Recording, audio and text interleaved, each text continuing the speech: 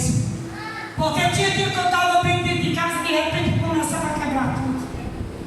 E chegava para o meu pai, levava para o médico psiquiatra, meu pai me leva. E agora aquele médico disse que eu tinha transtorno bipolar, que eu tinha esquizofrenia, que eu tinha que ser cuidado com tratamento de medicação. Não, eu não tinha nada disso.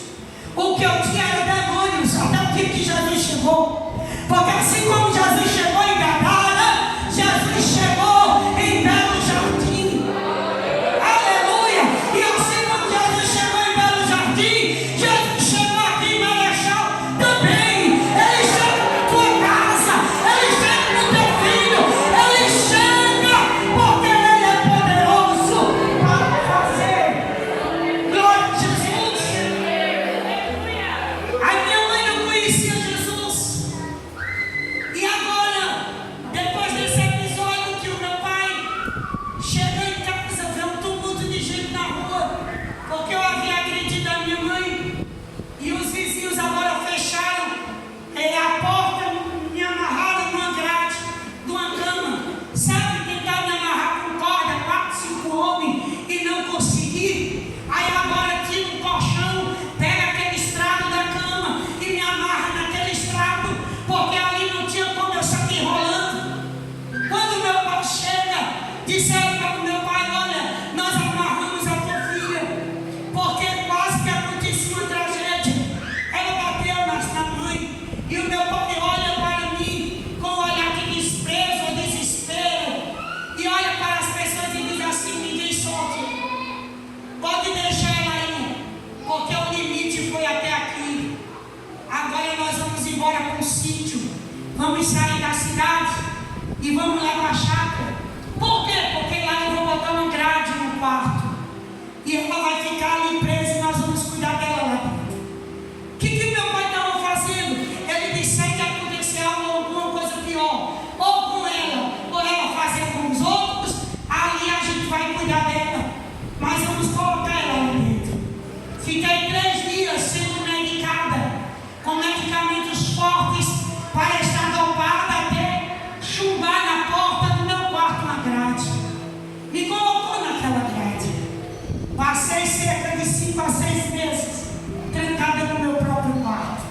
Aí você pergunta: isso, como você estava? Revoltada. Na minha mente, já estava com os meus 17 anos. Na minha mente fluía: minha mãe não me ama, meu pai não gosta de mim, ninguém gosta de mim. E o sentimento de revolta dizia: quando eu sair daqui vão se arrepender. Porque quem não tem Jesus nutre sentimento de vingança, nutre sentimento de eu vou provar, vai se arrepender. Mas quem tem Jesus não tem esse sentimento. Quem tem Jesus entrega na mão dele e diz: a minha justiça vem do Senhor, é o Senhor que vai adiante de mim, porque com Jesus tudo é diferente. E eu estava ali, e quando foi uma sexta-feira, minha mãe disse que ninguém dormiu, que eu gritava a noite toda. E o meu pai, já revoltado, levantou-se e disse à minha mãe: chama os meninos, vou sair para trabalhar, não consigo dormir com este barulho. E usou expressão até este inferno que está aqui dentro. E saiu. Estava amanhecendo o dia, era 4 horas da manhã. A minha mãe disse que foi até a porteira. Quando abriu, o caminhão passou, ela fechou. E quando ela fechou, ela disse que os olhos dela se elevando pelos céus. E ela começou a olhar o céu naquele azulão, sabe, aquele azul que estava amanhecendo o dia. E ela disse que começou a olhar para cima. E quando ela começou a olhar para cima, ela gritou como ela nunca havia gritado. Ela disse que olhou para o céu e gritou: Deus, tu existes. E ela disse que saiu no meio do roçado, arrodeando aquela pente daquela casa e gritando: Deus, tu existes. Deus, tu existes. Se tu existes, tira minha filha desse sofrimento, porque eu não aguento mais. Sabe o que a Bíblia diz em Jeremias 33:3? Clame a mim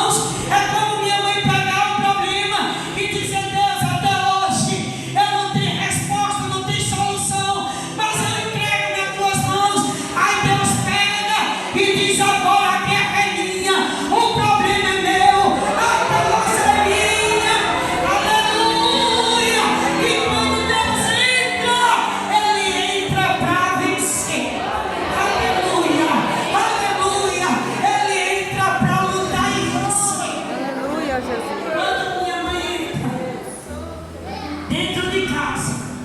Fazia meses que eu não chamava mãe. Aí eu chamo mãe, ela para na grade. Ela começa a chorar.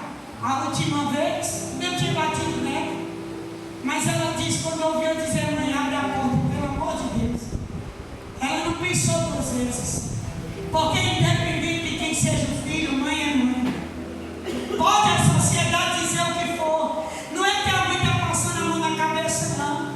Mas a mãe sofre pelo filho, pelos caminhos e as atitudes que eles tomam. A mãe sofre, porque tem uma mãe que é um filho ensinando. Mas tem coisa que foge do controle da mãe.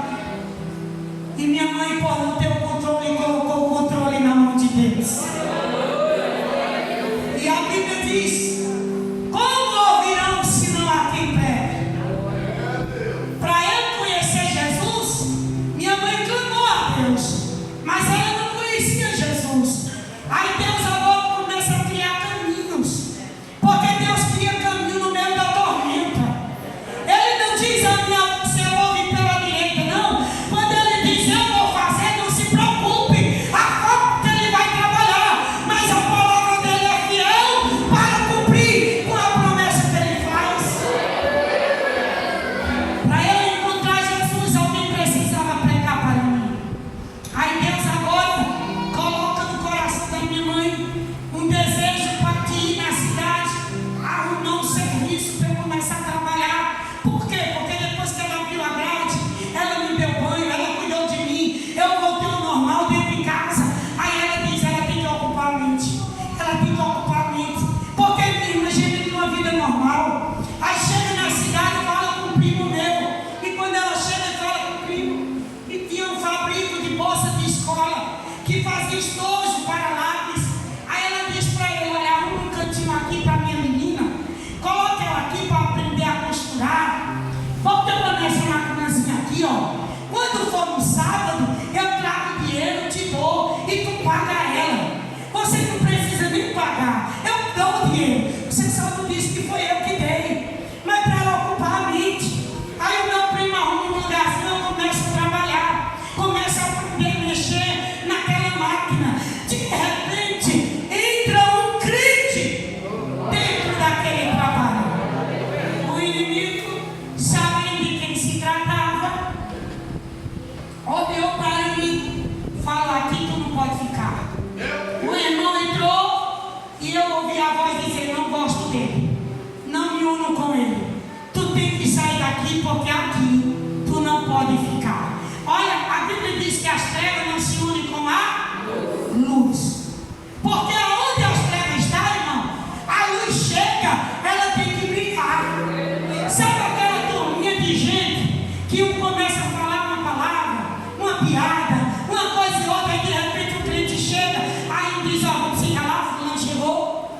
Olha, crente, deixa eu te dizer uma coisa, porque o Espírito Santo brilha dentro de você. Você é a carta viva de Deus. Aonde tu anda, as pessoas olham, é o teu comportamento, é o teu fruto, e as pessoas conhecem quem você é dentro dele. Eu saí dali, agoniado, disse, cara, não vai trabalhar não. Me levantei e saí. Aí o inimigo pensava que tinha vencido. Deus não entra em guerra para perder. Quando ele pensa que eu estou saindo, aí vem um rapaz na outra calçada, filho de um presbítero da Assembleia de Deus, na época desviado da casa do Senhor. Aquele moço passa por mim e olha para mim e diz, você não estava trabalhando naquele fabrico? Eu disse, estava, mas não estou mais. Ele, você não quer trabalhar para mim? Eu estou precisando. Eu escutei uma voz, pega o material, vai para casa. Eu disse, se tu me der o material, eu trabalho em casa. Ele disse, eu dou. E levou. Quando eu estou em casa trabalhando, aquele moço chega, começou a olhar para mim, escorou a mão assim, começou a rir. E eu olhei para ele e disse, olha, tá rindo de quê? Tu sois grande, mas não sois dois, não. Ele disse, eu estou aqui para brigar. É que vieram me dizer que tu é doida, que não bate bem, mas tu trabalha direitinho. Eu digo, é doido, eu não sou não. Ele disse, não é mesmo não, porque tu rasga dinheiro. Eu digo, não. Ele disse, doido rasa. Depois do que eu trabalho, eu vou rasgar dinheiro. Aí ele disse, vamos lá para o fabrico. Lá no fabrico tem jovens que têm a tua idade. Você vai ser diferente.